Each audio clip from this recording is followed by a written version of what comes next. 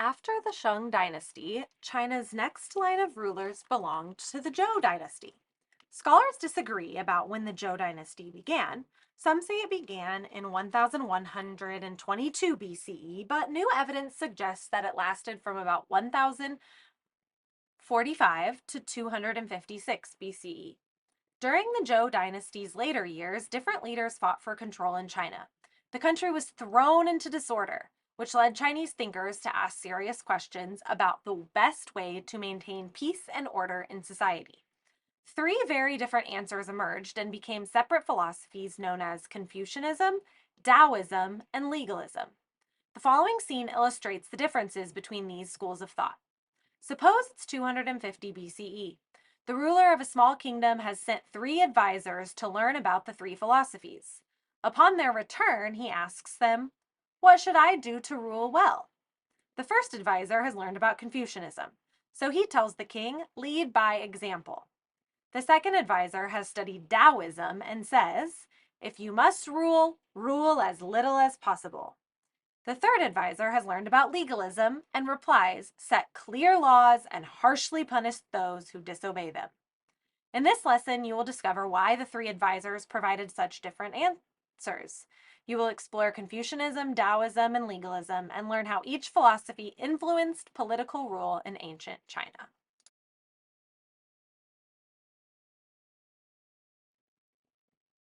Around 1045 BCE, the Zhou, a group of people in northwestern China, moved into the Central Plains. They overthrew the Shang dynasty and established a new dynasty. For several centuries, the Zhou dynasty ruled over a group of states in China. However, in the later years of the dynasty, wars between these states plunged China into disorder. The early years, stability and feudalism. After overthrowing the Shang dynasty, the Zhou established their own dynasty to rule over China.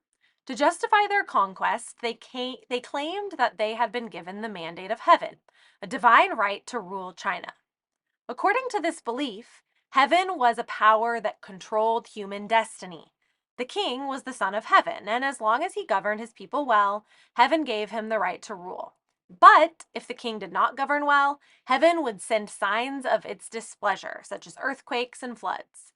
When the king lost the support of heaven, others had the right to overthrow him. The Zhou and later groups believed in the mandate of heaven. Using a system of relationships called feudalism, the Zhou increased the government's stability. Under feudalism, the king owned all the land and distributed large pieces of it to its loyal supporters, called lords. In exchange, these lords sent soldiers to fight against enemies who threatened their king. The lords were rulers of their own lands, or states, and had absolute power over the peasant farmers who worked those lands. Peasants had their lord's protection as long as they gave a portion of their crops to the lord and remained loyal. The later years, conflict and creative thought. Although feudalism maintained political stability in China for a time, the system began to break down by the 700s BCE. The lords of individual states became more ambitious and more powerful. Eventually, the power of some lords rivaled that of the king.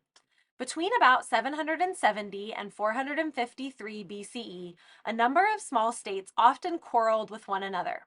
They eventually combined into 6 or 7 larger states that fought for power. These wars brought some 250 years of disorder to China, a historical time often called the Warring States period. Such unrest led Chinese thinkers to ask important questions about human nature and how best to govern.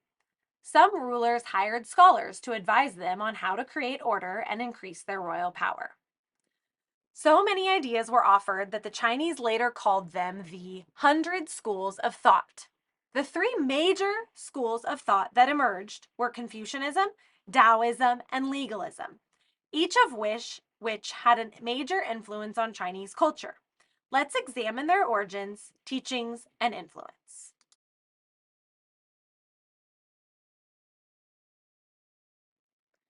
Confucianism is based on the teachings of Kung-Fu-Zi, who is called Confucius by Western society. This philosophy deeply influenced Chinese government and culture. the founder of Confucianism. Confucius lived from about 551 to 479 BCE. He was born in the small state of Lu in eastern China. He experienced firsthand the disorder that erupted when lords fought for power. Between 722 and 481 BCE, his own state was invaded many times. Confucius deeply respected Chinese traditions such as reverence for ancestors and learning. However, he also realized that society and government needed to evolve if peace and order were to exist. Specifically, rulers needed to govern wisely. Confucius wanted to educate men of good character to serve society as honest and fair government officials. The teachings of Confucianism. The goal of Confucianism was to achieve a just and peaceful society. Confucius taught that society worked well when all people used standards of good behavior in their roles and in their relationships with others. According to Confucianism, there are 5 basic relationships between people: ruler and subject, husband and wife, father and son, older sibling and younger sibling, and friend and friend. All people must respect and obey those who are above them in status. In particular, they must respect their elders. In return, those with authority, such as rulers, fathers, husbands, and older siblings, must set a good example. In ancient China, men held authority over women. Confucius said people should be kind, honest, wise, and faithful. He instructed, "Do not do to others what you would not want done to you." The influence of Confucianism. The philosophy of Confucius attracted a number of students who spread his ideas and teachings. After his death, some of these students collected his sayings in a book called the Analects. Later scholars further developed Confucianism. Confucianism had a very practical effect on the government of a later dynasty, the Han Dynasty. In China, civil servants were traditionally the sons of nobles. However, that did not ensure that they had the ability and wisdom to do their jobs well. The influence of Confucianism led Han leaders to hire civil servants on the basis of their ability. To be qualified, government workers were expected to know the Chinese classic texts in detail. They studied these teachings to learn the proper behavior required of people in the various roles in society, from laborers to government officials. To prove that candidates retained this knowledge, they had to take exams that the emperor himself might grade. The teachings of Confucius had a major influence on Chinese culture. Values such as respect for elders, proper behavior, and love of scholarship became deeply woven into Chinese society. Even today, the sayings of Confucius are wise and practical.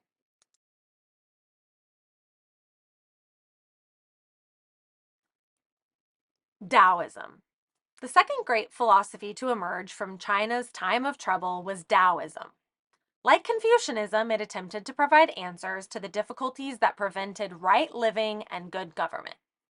The founder of Taoism. According to tradition, the great sage or wise man of Taoism was Lao Tzu. His name is often spelled Lao Tzu. Lao Tzu was said to be the author of a work called the Tao Te Ching. The English version of the title is The Classic of the Way and Its Power.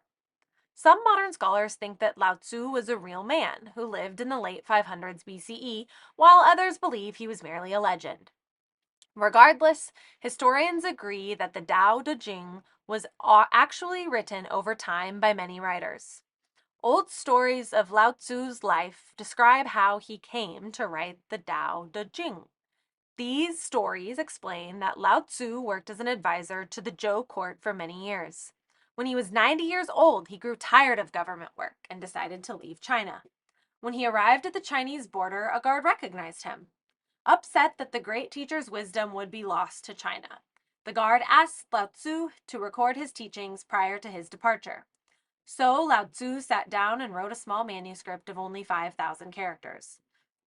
The Tao Te Ching preached a return to simple and natural way of living.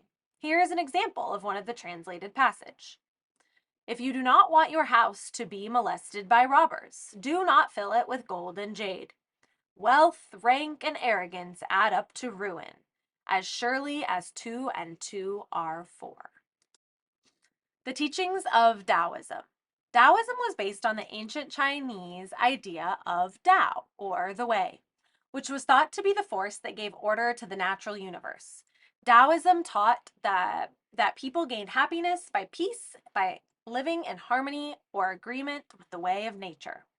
To Taoists, nature is full of opposites, like life and death or light and darkness. And true harmony comes from balancing the opposite forces of nature, called yin and yang. Yin translates to shaded, and yang translates to sunlit. In the same way human life as a whole is made up of opposites, it's impossible to have good without bad, young without old, or pleasure without pain. The Taoists taught that people followed the way of nature by living simple lives of quiet meditation. Notice the Taoists instructed how nothing in nature strives for fame, power, or knowledge. Similarly, people should neither feel self-important nor work to gain possessions or honors. Instead, they should accept whatever comes, like a blade of grass that bends when the breeze blows. The Taoists believe that everyone must discover the Tao for themselves. Too many laws and social rules conflict with the way of living naturally and following the Tao. According to these teachings, the best rulers were those who ruled the least. The Tao Te Ching says, governing a large country is like frying a small fish. You spoil it with too much poking. It tells rulers to not be overbearing and leave things alone. The influence of Taoism. Although Taoism encouraged rulers to govern less harshly, its more important influence was on Chinese thought, writing, and art. Eventually, Taoism developed into a popular religion.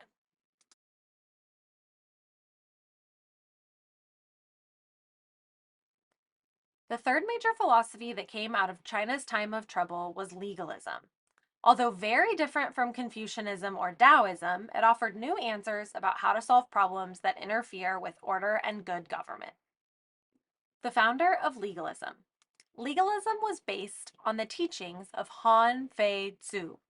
Han Fei Tzu lived from 280 to 233 BCE and was a prince of the royal family of the state of Han. He lived to see the end of the Warring States period and of the Zhou dynasty. Like Confucius, Han Fei Tzu was very concerned with creating peace and order in society.